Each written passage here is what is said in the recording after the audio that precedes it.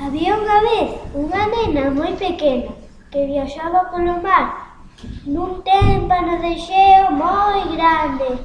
A nena estaba só a perderase. Despois de algúns días, o témpano de xeo era xa máis pequeno e estaba derretíndose. A nena tiña fame, tiña frío e estaba moi cansa.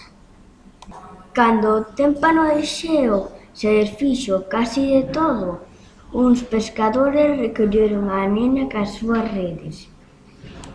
O capitán do barco preguntoulle como se chamaba a nena, pero a nena non entendía o idioma do capitán. Por iso levarona ao xefe de policía. Ninguén foi capaz de pescudar de que país era a nena. Non entendía nada e, ademais, non tiña carnet de identidade nin pasaporte. O xefe de policía levou a nena ante o rei daquel país e explicoulle que non sabía onde era nin como se chamaba. O rei estuvo a pensar un intre e logo dixo: posto que é unha nena, que a traten como a todas as nenas. Pero era difícil tratala como a todas as nenas, porque naquel país todos os nenos tiñan nome menos ela, e todos sabían cal era a súa nacionalidade menos ela. Era distinta dos outros nenos e non lle gustaban as mesmas cousas que a eles. E aínda que todos queríana moito e eran moi bos con ela, ninguén conseguiu que a nena deixase de ser distinta dos outros nenos. Aos poucos días, o fillo do rei púxose moi enfermo. Os médicos dixeron que había que atopar alguén que tivese unha clase de sangue igual á súa e facerlle unha transfusión. Analizaron o sangue de toda a xente do país, pero ningún era igual que o do príncipe Luís Alberto. E o rei estaba tristísimo porque o seu fillo poñíase cada vez peor. A nena sen nome ninguén a chamou, pero como era moi lista, comprendeu de seguido o que pasaba. Estaba agradecida polo ben que a trataba nese país.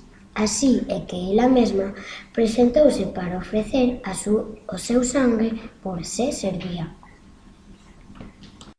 E resultou que o sangue da nena sen nome era o único que servía para curar ao príncipe.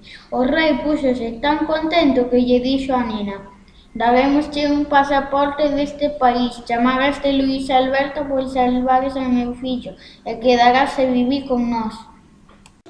Pero a nena non entendía o que dicía o rei, e o rei de súpeto caeu na conta de que ela non necesitaba ser daquel país nin chamarse Luís Alberto. O que necesitaba era volver ao seu propio país, ser chamada polo seu propio nome, falar a súa propia linguaxe e, sobre todo, vivir entre a súa xente. Había que tentar axudalas se era posible. Entón o rei enviou mensaxeiros para que buscaran por todo o mundo e non parasen ata atopar o país e a xente da nena, e sen nome. Ao cabo de bastante tempo, o mensaxeiro que fora ao polo volveu coa familia da nena sen nome.